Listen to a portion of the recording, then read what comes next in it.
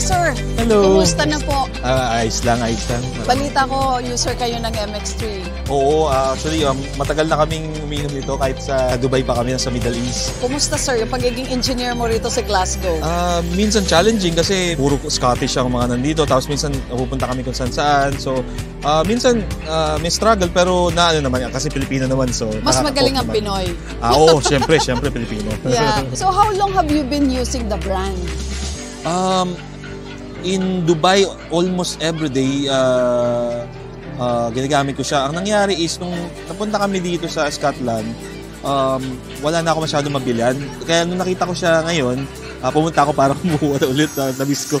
Bakit MX3 capsule, sir? Andito ka na sa Glasgow ngayon and still, yan pa rin ang choice mo na brand supplement. Naramdaman ko na parang kiniklex yung yung body ko. Sabi ko, I'm not that old but I'm aging as well. So, yeah. So, para sa akin siguro, mas mainam yung tulungan ko yung health ko para mas maging healthy pa ako. MX3, dito ako believe.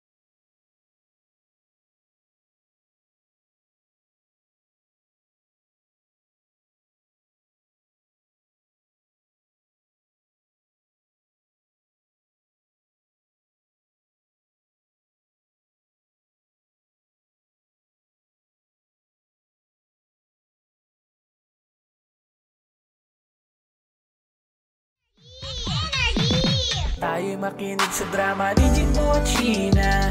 Pag-usapan ang problema ng pamilya. Pwedeng magjowa, pwedeng mag-asawa. Malungkot, masaya, halika dito ka. Dadamayan ka namin, sabihin mo sa'min. Kami na ang bahala, pag-usapan yan natin. Masusolusyonan natin problema mo. Kaya sabihin mo sa amin ang lahat, ano ang drama mo.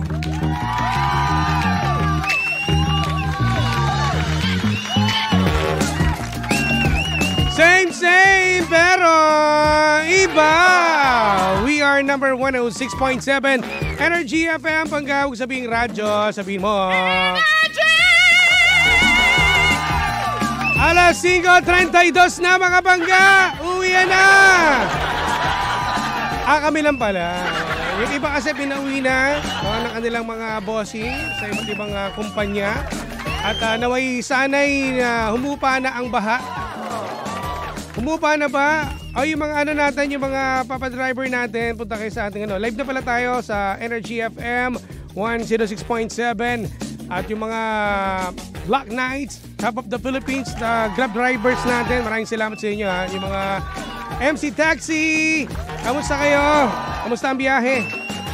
Pasok na kayo. At yung yung nararamdaman pala natin ngayong pag-ulan, hindi pa pala bagyo yun. Ano pa lang pala, bukas parating, kaya marami pong mga, di ba, inanunsyo po sa Marikina, sa aming lungsod, ay wala pong pasok, maging pa private and public school. So, masaya na naman mga bata. Pero alamin natin ang lagay ng panahon ngayon, kasama natin si Kabert. Kabert! Kabert! Kamusta? Ayan, may kasama tayo ngayon dito sa linya. Suit mo yung headset mo, Kabert. Ayan, Kabert, ano ba ang lagay ng panahon ngayon? Okay naman. Baha pa rin sa ano. Baha. Ikaw ba nanggaling saan, Bert? Galing pa ako sa Northern Caloocan, sa may bandang Bulacan. May so ano to, boundary to ng Caloocan tsaka Bulacan. Boundary. Ay, bahain nga doon. Bahain, sobra. Oo. Lalo na doon sa dinadaanan ko sa may Caloocan, sa mga nakakaalam doon sa may Anong lugar sa Caloocan? Sa may Union, sa may Bunkers. Ang Kahit Bunkers, mahinang wala na. Bahain talaga. Bahain talaga. So, anong oras ka umalis sa inyo, papunta dito? Umalis ako, mga 11 na kasi inintay ko pang Umupa. Oo, kasi sobrang kanina. Hanggang saan ba yung baha? Hanggang tricycle. Hanggang tricycle? Sampung tricycle? Nakaupo ako dun kanina, maaabot na ako ng tubig. Nako, mataas pala. Ingat tayo. Pero yung natin, yung mga pangga natin na ito, isa po sa amin itong masipag. Talaga namang malupit na intern namin dito from what school again? Polytechnic University of the Philippines. Yan, PUP. PUP At syempre, napakahirap kasi. Ba't mo pinilit pumasok? Di ba? Kasi gusto mo makita yung mga DJ. Yeah. Akala ko gusto mo lang matapos talaga yung oras mo eh. Kasama na rin yun. Ilang hours pa ba yung kailangan mo? Di ko kino-compute, ayoko i-compute. Ayaw mo pa umalis, no? Gusto mo na dito, no? Pwede. Palitan na natin Sheena para ikaw na nandito partner ko. Huwag naman din. Hindi, ito yung kadalasan kasi, no? Dahil pag-usapan natin yung mga, tulad na itong mga dilubyo na to, no? Yung pagbaha, malakas na ulan. Actually, kagabi pa to, no? Kagabi pa, sir. Kadalasan kasi, di ba, ang mga nanay natin, di ba, usually naiwan talaga sa bahay yan. Kapag kasi dito sa lugar namin sa Marikina, yung tinatawag na Tumana, no? Tumana. Kung familiar ka doon. Ito yung malapit talaga sa creek to. Sa ilog, malapit yun. Karamihan kasi dito, kapag alam mo yun, kapag bumabaha na, or merong anunsyo na ng mga, mga barangay, o sa city government natin, minsan ayaw talaga nila lumisap. Kaya minsan ang nagiging drama ng mga anak, pwede namang iwanan na natin yan, yung bahay. Kadalasan kasi, di ba, mga nanay natin ayaw umalis. Kaya nga nagpapataas pa sila ng bahay. Alam mo ba, pinapataas pa nila hanggang 3rd floor, 4th. Pero di ba, medyo delikado pa rin. Kasi nga, abutin talaga sila ng baha doon. Pati yung hayop, no? Hindi nila kayang iwan. Naiintindihan natin yung mga magulang natin na ayaw umalis. Pero syempre, isipin din natin yung ating Oo. Ikaw ba nakaranas na kayo sa lugar ninyo ng yung matinding baha talaga? Sa amin kasi, sir, sa Caloocan, medyo mataas yung place. Medyo kami doon eh. Mataas yung lugar namin. Pero yung mga kamag-anak never pang inabot ng baha? Pero malapit sa amin may mga baha. So parang sa kabilang lang. Kasi hindi naman kasi pantay yung lupa minsan, di ba? Para sa kabilang kanto, mataas. Sa inyo, lubog may ganyan eh. Yes, sir. Nataon sa amin na mataas. Ikaw ba yung mga tiyahin mo ganyan? Kapag halimbawa, lisan na tayo, punta na tayo doon sa Siguro yun, sir eh. Normal na sa Pilipino yun kasi parang may sentimental value kasi yung bahay, di ba? Kapag may mga baha, isipin dito na ako lumaki, ganyan. Pero dapat isipin natin to kasi maging awareness to sa lahat ng mga panggapo natin. Kasi importante dito yung buhay. Yung bahay naman kasi, hindi naman yung depende. Kasi nga, depende sa lakas ng baha, matatangay talaga. Pero yung buhay natin, kapag nawala na, hindi naman may babalik yan eh. Di ba? Kaya yung ilang beses natin sinasabi sa ating mga magulang na kung andalin nyo lang siguro. Ano bang mga dapat gawin? Ano ba yung mga dapat dalin? Ayan, sige, kung papayag nang umalis yung magulang, ano ba importante? Dadalhin mo yung charger? Sa cellphone? Ayun, kailangan yun. Kailangan ba yun? Hindi, yung pinaka-importante, magbigay ka. Pinaka-importante. Payong! Okay. Payong pagbahaan na magaling, basa ka pa rin. Hindi ba dapat pinaka number 1 dyan na dalhin mo yung mga documents nyo, yung mga, like for example, yung titulo ng lupa, di ba? Kasi yun ang mga importante dyan eh. Titulo ng lupa. Kaya sa amin, yung mga documents namin nakatago sa matataas. Dapat Kasi may mga ano tayo, may iba, burara kung saan nakalagay, kung saan ganyan-ganyan. Kapag nagkaroon ng ganitong unos, hindi alam kung saan kukunin, di ba? Ang hirap pa naman, napaka ano niyan. Oo, nung titulo ng bahay, ng lupa. Napakadami. Kaya kailangan talaga dapat dyan, meron kang ano, yung isang sama-sama na, no? Para pag anong mangyari, dalhin mo na kagad. Sa amin naka-doble ng plastic envelope. Plastic envelope. Oh, so naka ano na Partida hindi pa kami binabahan. Oh, parang gusto mong parating sa akin, na rich kid ka talaga. Maganda yung bahay niyo. Siguro, teka, saan ka ba sa Bulacan? Kakalipat lang namin sa Bulacan, sa May Kawayan kami. May Kawayan. Pero di ba may mga party doon na ano, lubugin talaga Meron, eh. sir, So sa inyo talaga, may mga... Nataon lang sir. Oh. Well, kami sa Marikina talaga. Pag sinabi mo Marikina, alam na kagad na bahain na talaga dyan. Balita doon sir. Pero may ibang party dyan, like for example, doon sa lugar ng Concepcion 1, pag dumating ka doon sa may papuntang Parang, medyo mataas doon eh. Ilang kanto lang yan Ay, eh. may kaklase ako taga Parang. Talaga? Parang Marikina. Parang tao, parang hindi. Parang Marikina. Tinatanong ko nga sir yung kaklase ko, Marikina yan. Saan ka sa Marikina? Parang Marikina. Oh, parang. Pero Marikina yan. Ganyan naman ano yun, parang. Oh, parang Marikina, parang hindi. Gano'n. O at least, di ba, maging aware tayo, lalo na sa mga ano, yung may mga sasakyan. Ano, eto dito naman, pag sa mga sasakyan, ano, Bert, yung mga walang parking, nako Ayan. po, no? Mga nakaharang sa ano. Oo, eto sa na. gilid-gilid. Oh, Mga motor na nakaparadang. Di marami na ngayong ano, na inaabot na naman ng mga sasakyan. Kaya yung mga kukuha ng mga sasakyan kagad, hindi basta-basta kagad yan ang kumukuha dapat unahin yung bahay, saka parking. May nabasa nga akong ano, mga request sa comment section na isa batas daw na dapat before bumili ng sasakyan, dapat may parking. May batas naman kasi ewan ko, umusod ba? Parang hindi umusod eh. Parang nasabi lang eh. Kaya marami pa rin po talagang ano, inabot na naman ako kanina bago dumating dito sa opisina, papasok. Sobrang daming binaha. Lalo na si Rolando, taga Kupang yan eh. Marami mga lugar diyan na ano eh, mataas nga yung lugar nila, pero yung Kupang, Antipolo, eto pag ano yan, sa Rizal yan. May mga matataas na yung lugar doon, kaso nga lang yung pagpupunta, yung paglabas mo, pumunta ng Marcos Highway, mga bahain dyan. No. Kaya ingat tayo ha. Ano ba masarap gawin kapag maulan? Kapag hindi lalangan? Siguro wag lang lumabas ng bahay. Marami. Ano ba madalas ginagawa mo? Matulog. Bago matulog, anong gagawin muna? Siyempre manood ng mga movies. Ano yung papatulog mo? Pampatulog ko. Pansit Canton. Ayun! Sarap kumain ng Pansit Canton.